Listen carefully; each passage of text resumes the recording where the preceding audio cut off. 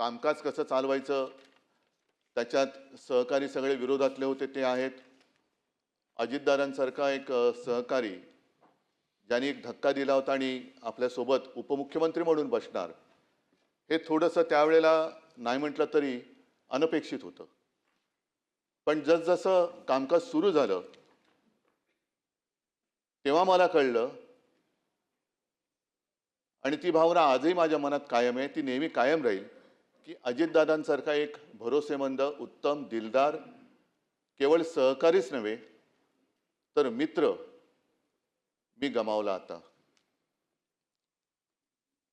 शासकीय किंवा प्रशासकीय कामकाजामध्ये एक खंबीर मला पाठिंबा होता, आधार होता. कोणतीही गोष्ट काही एखादी कळली नाही तर अजितदादांबरोबर मी बोलायचो, आणि एवढा विषयाचा सखोल अभ्यास करणारा सहकारी किंवा लोकप्रतिनिधी अभावानेच आढळले आज सुद्धा.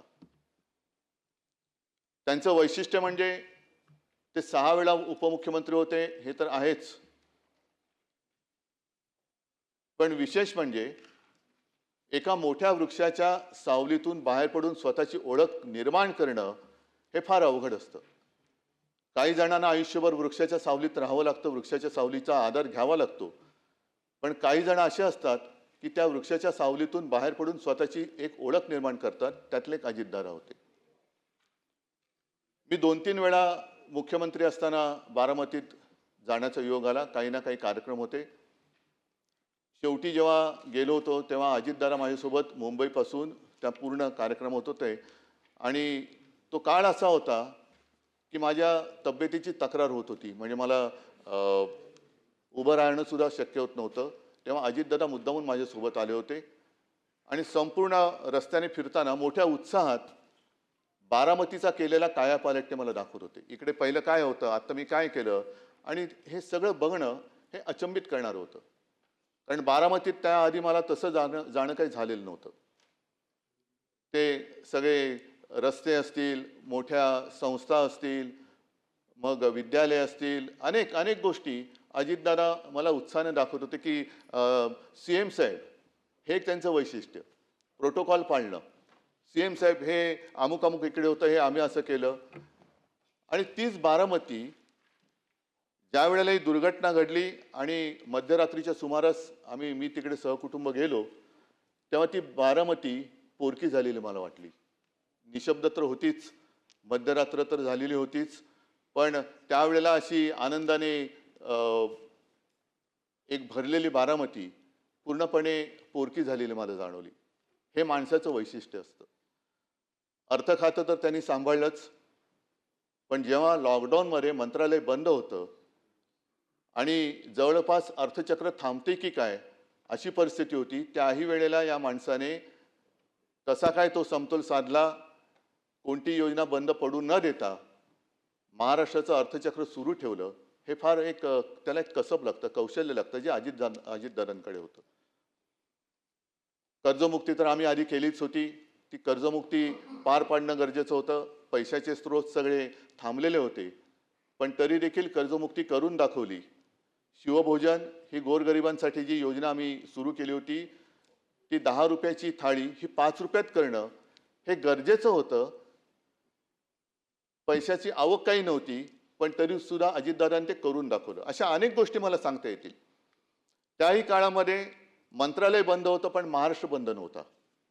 महाराष्ट्र हा चालू होता. त्याचे सगळे कारभार, उद्योग आणि विकास कामं सुद्धा, अगदी शिवसेना प्रमुखांच्या नावाने जो आपण समृद्धी महामार्ग केला आहे तो सुद्धा त्यांनी थांबू दिला नव्हता. अटल सेतूचं काम त्यांनी थांबू दिलं नव्हतं. ते सुद्धा लॉकडाऊनच्या काळात सुरू ठेवणं हे फार मोठं जिकरीचं होतं. हे कसं काय त्यांनी केलं हे सुद्धा एक कसब आहे. आज आपण त्यांची आठवण काढतो, ही आठवण नेहमी आपल्याला येत राहील. पण मगाशी मी माझ्या या भावनात्मक बोलण्याच्या सुरुवातीला जे म्हटलं की माणसं असताना त्यांचं महत्त्व कळत नाही, माणसं गेल्यानंतर कळून उपयोग नसतो. अलीकडच्याच काळामध्ये अजितदादांचं एक वक्तव्य आहे की ज्यांनी त्यांच्यावर 70,000 कोटीचे घोटाळे केले त्यांच्यासोबत ते आज सत्तेत आहेत.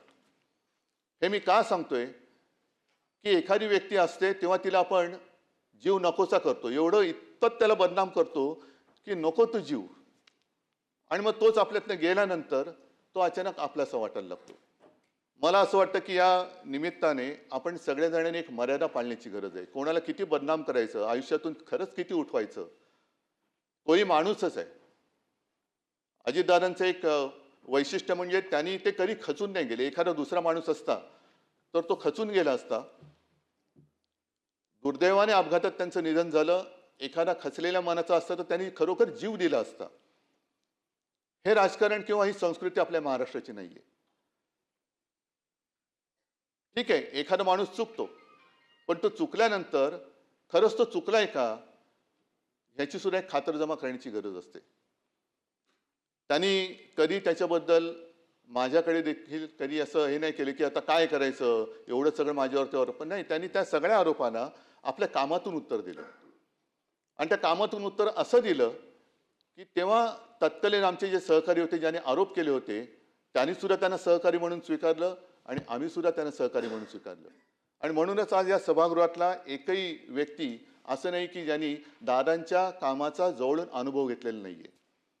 दादांचा स्वभाव असेल, थोडासा तापट असेल, एक तर त्यांच्या आवाजात एक नैसर्गिक भारदस्तपणा होता. त्याच्यामुळे त्यांच्यासमोर अधिकारी सुद्धा थोडेसे असे वचकून असायचे. अनेकदा कळायचंच नाही की हे कौतुक करतायत की दम देत आहेत.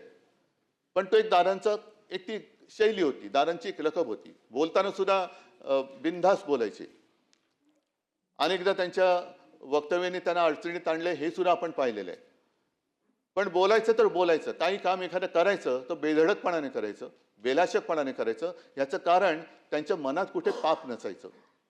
एकदा का मनात पाप नसेल तर आपण केलेल्या कृतीबद्दल पश्चाताप होण्याची भावना त्या व्यक्तीच्या मनात येऊ शकत नाही. आणि दादा मला असं वाटतं त्या व्यक्तीच्या वर्गवारीत येत होते. एकतर त्यांनी, मी तुम्हाला सांगितलं की अत्यंत अडचणीच्या वेळेला महाराष्ट्राचं अर्थखातं सांभाळलं. एक मला कशाचाही अनुभव नसताना माझ्या मंत्रिमंडळात एक उत्तम भरोसेमंद सहकारी म्हणून त्यांनी काम केलं. वेळ म्हणजे कदाचित घड्याळ आणि वेळ म्हणूनच त्यांची ती निशाणी होती की काय कळत नाही. कारण दादा 11 वाजता येणार म्हणजे 11 वाजता बरोबर त्यांची गाडी दारात उभी असलीच पाहिजे. बरं, आल्यानंतर विषय घेऊन यायचे. ते विषय झाल्यानंतर फाफट पसारा जास्त न करता काम झालं का बरं सीएम साहेब मी निघतो. मंत्रिमंडळात सुद्धा मी प्रत्येक वेळेला बघितलेलं आहे, कागदं असतात पसरलेली, पण दादांच्या समोरचं टेबल हे व्यवस्थित सगळ्या गोष्टी काटकोनात असायच्या. त्यांचं पेन असेल, त्यांचे कागद असतील, हे काटकोनात असायचे. आणि हे मी का सांगतोय आवर्जून, कारण ही सवय शिवसेना प्रमुखांना सुद्धा होती. आणि त्यांच्याबद्दल म्हणजे शिवसेना प्रमुखांबद्दल प्रमोद नवलकर जे बोलले होते ते मला या निमित्ताने आठवते की माणूस कसा शिस्तीचा असतो. तर म्हणजे तुम्हाला असं वाटेल की विषय काय आणि बोलतायत काय, पण काटकोनामध्ये सगळ्या गोष्टी असणं, सगळ्या गोष्टी स्वच्छ पाहिजे. एखादी गोष्ट जरा तिरकी-तारपी असली का ते व्यवस्थित लावली गेली पाहिजे. ही एकदा शिस्त लागली का मग कारभार सुद्धा त्या शिस्तीने केला जातो. आपण जर का सगळं काही पसरलेलं आहे, मग कुठला कागद कुठे गेलेला आहे, कशाचा कशाला पायपोस कोणामध्ये नाही, तर कामकाज सुद्धा तसं होऊ शकत नाही. आज आपण सगळेच जण एका अशा दुःखात आहोत की सगळ्यांनाच असं वाटतंय की आपल्या जवळचं कोणतरी गेलेलं आहे. ही भावना फार थोड्या व्यक्तींच्या बद्दल आपल्या सगळ्यांच्या मनात निर्माण होते.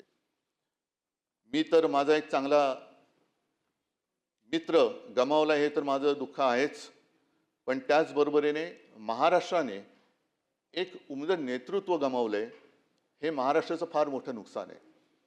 आणि असं का होतं कोणास ठाऊक. गेल्या काही वर्षांमध्ये ज्यांच्याकडनं काही अपेक्षा महाराष्ट्राने केल्या होत्या, मग ते प्रमोद महाजन असतील, गोपीनाथ मुंडे असतील, अगदी आर आबा असतील आणि आता अजितदादा असतील, की काही करण्याच्या एका पातळीपर्यंत ते जातात काय, महाराष्ट्र त्यांच्याकडनं अपेक्षा करतो काय आणि अचानक ते आपल्यातून निघून जातात काय. हे दुर्दैव आहे. हे महाराष्ट्राचं दुर्दैव आहे.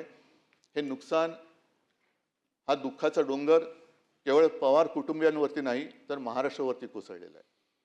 आज त्यांच्या बरोबरीने इतर सुद्धा जे आपले सदस्य होते विधान परिषदेचे, त्या सर्वांचा उल्लेख ह्याच्यामध्ये आहेच. स्वरूप सिंग नाईक आहेत, अशोक मोडक सर, त्याच्यानंतर गंगाधर पटणे, नीला देसाई तर आमच्या पक्षाच्या सदस्य होत्या, त्यासुद्धा महिला आघाडीच्या आमच्या पदाधिकारी होत्या. एक धडपड करणारी माणसं, आपल्याला मिळालेल्या संधीचं सोनं करणारी माणसं, आणि ही अशी माणसं आपल्यातनं अचानकपणाने निघून जातात. त्याच्याबद्दल आज तरी आपल्याकडे दुःख व्यक्त करण्याखेरीज काहीच नाही आहे.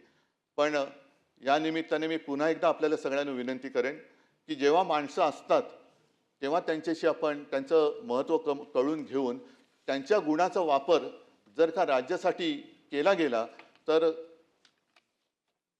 केवळ आपलंच नव्हे तर महाराष्ट्राचं भलं झाल्याशिवाय राहणार नाही. असो, आज मला तरी असं कधी वाटलं नव्हतं की अजितदादांबद्दल असा प्रस्ताव येईल आणि त्याच्यावरती आपल्याला बोलावं लागेल, हे मनात कधीच आलेलं नव्हतं. अचानकपणाने ही वेळ आपल्यावरती ओढवलेली आहे. मी अत्यंत भारावलेल्या आणि जड अंतःकरणाने अजितदादांना श्रद्धांजली हा शब्द मला वापरावा लागतोय, ह्याचं खूप मनामध्ये दुःख आहे. कारण अशी माणसं ही पुन्हा पुन्हा होत नाहीत, असे मित्र, असे सहकारी हे पुन्हा पुन्हा मिळत नाही. मी या सर्वांना माझ्यातर्फे, माझ्या कुटुंबियांतर्फे आणि माझ्या पक्षातर्फे भावपूर्ण श्रद्धांजली वाहतो. आणि पुढचं वाक्य खरंच बोलणं फार अवघड आहे, पण त्यांच्या आत्म्यास शांती लाभो हीच माझी प्रार्थना.